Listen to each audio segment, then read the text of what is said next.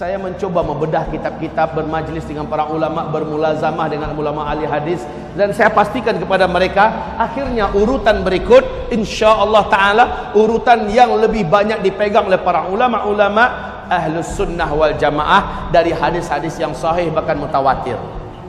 10 tanda besar kiamat. Yang awal, bumi dibungkus oleh dukhan. Bumi dibungkus oleh dukhan. Gelap bumi ini selama 40 hari 40 malam. Dukhan. Dukhan. Ya. Dukhan. Dukhan ini adalah kabut asap, kabut debu yang sangat panas dan sangat tebal. Saking panasnya, kata Rasulullah sallallahu alaihi wasallam, orang-orang kafir sampai melepuh kulit mereka. La ilaha illallah, panasnya. Dan dari lubang hidung mereka mengeluarkan asap, dari mulut mereka mengeluarkan asap, dari lubang dubur mereka juga mengeluarkan asap. Mata mereka seperti mau lepas dan keluar dari sarangnya. Telinga mereka seperti mau pecah, jantung mereka seperti panas terbakar. Orang-orang kafir dan orang-orang yang beriman hanya imannya menyimpang. Orang-orang Islam yang hobi buat dosa dan maksiat, kata Rasulullah sallallahu alaihi wasallam, mereka sama tersiksanya seperti orang kafir. Akan tetapi umatku yang beriman, imannya lurus dan amal soleh mereka banyak sebelum itu terjadi, mereka aman. Saat dukhan sudah lenyap, matahari kembali nampak, orang-orang yang beriman dan yang amal solehnya banyak sebelum kejadian itu hanya seperti terserang flu dan demam saja. Kulitnya utuh, tubuhnya utuh, dia sehat, dia selamat, hanya seperti terserang flu dan demam saja. Tapi orang kafir, orang Islam yang hobi berzina sebelum kejadian itu, orang Islam yang hobi minum minuman keras, orang Islam yang hobi menelantarkan salat, orang Islam yang hobi durhaka kepada kedua orang ibu bapaknya, orang Islam yang masih hobi makan riba, orang-orang Islam yang masih banyak berbuat dosa dan maksiat, dia sama tersiksanya seperti orang-orang kafir. La haula wala quwata illa billah. Dukhan ini 40 hari 40 malam. Bumi ini gelap gulita. Kalian tidak mampu membedakan kapan siang, kapan malam. Bahkan salah seorang di antara kalian mencoba mendekatkan telapak tangannya ke arah wajah, lam yakad yaraha, tak mampu melihat apa-apa saking tebalnya dukhan itu. La haula wala quwata illa billah. Kaum muslimin yang kami muliakan, setelah dukhan hilang, lenyap, apa kejadian? Besok harinya manusia dikejutkan dengan musibah lanjutan. Semua teknologi sudah berhenti. Semua teknologi sudah berakhir. Listrik tidak ada lagi, sinyal sudah hilang, mobil tidak bisa dihidupkan, pesawat tidak bisa dibawa terbang. Semua yang memanjakan manusia dari teknologi dan penemuan-penemuan modern berakhir. La haula wala quwata illa billah. Kenapa? Ada penyebabnya. Teknologi musnah. Iklim udara di dunia menjadi panas. Sementara ketika orang keluar, sudah banyak bangkai-bangkai yang berserakan. Apakah bangkai binatang atau bangkai manusia yang tidak mampu bertahan meninggal dunia. 40 hari Pak, dibungkus oleh kabut debu yang teramat panas. Maka banyak sekali daun-daun, bunga-bunga segala macamnya, burung-burung yang mati. Setelah itu udara di muka bumi dan iklim udara juga berubah drastis menjadi panas. Air menjadi sulit didapatkan.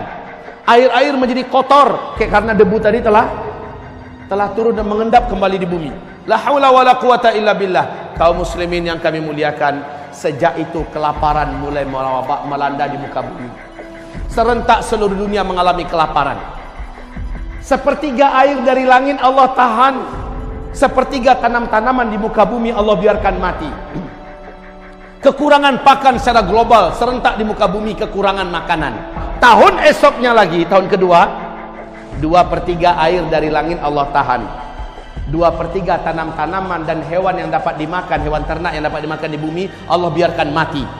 2 kali lipat daripada tahun yang lalu Pak. Beratnya hidup, kelaparan semakin merajalela di seluruh dunia. Anak-anak kecil banyak bergelimpangan. Orang-orang dewasa juga sudah putus asa. La haula wala quwata illa billah. Saat itulah hadis sahih Imam Bukhari di dalam kitab Al-Adabul Mufrad. Rasulullah bersabda, tidak akan terjadi kiamat sampai tetangga tega mendatangi tetangganya demi memperebutkan sepotong roti yang ada pada tetangga yang ini membunuhnya dan mendapatkan sepotong roti itu. Setelah itu tahun ketiga sama sekali air tidak turun dari langit, sama sekali tanam-tanaman dan hewan ternak yang dapat dimakan di muka bumi mati. Disitulah sahabat bertanya kepada Rasulullah, ya Rasulullah, bagaimana kami melanjutkan hidup ketika makanan saat itu sudah tidak ada?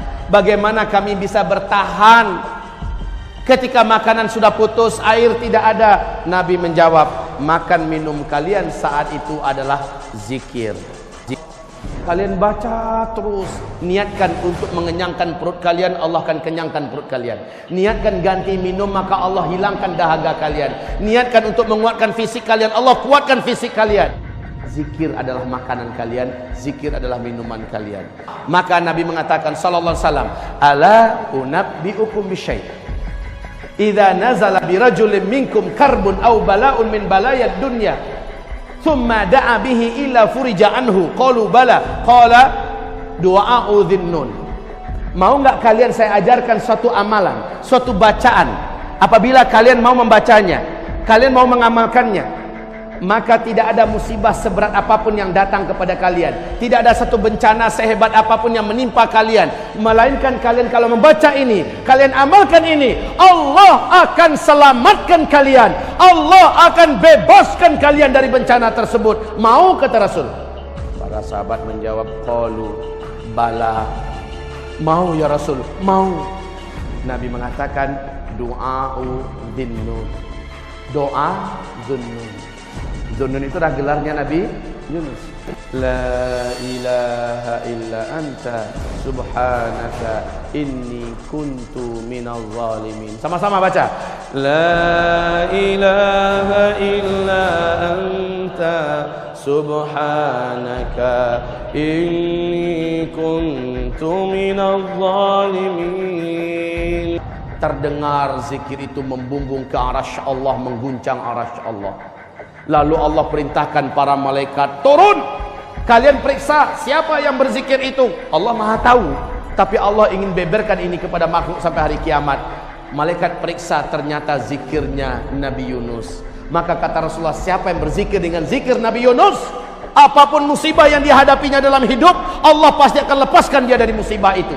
Kesulitan apapun yang dia hadapi dalam hidup, dia zikirkan ini dengan zikir yang sebanyak-banyaknya, Allah akan bebaskan dia dari kesulitan hidup itu.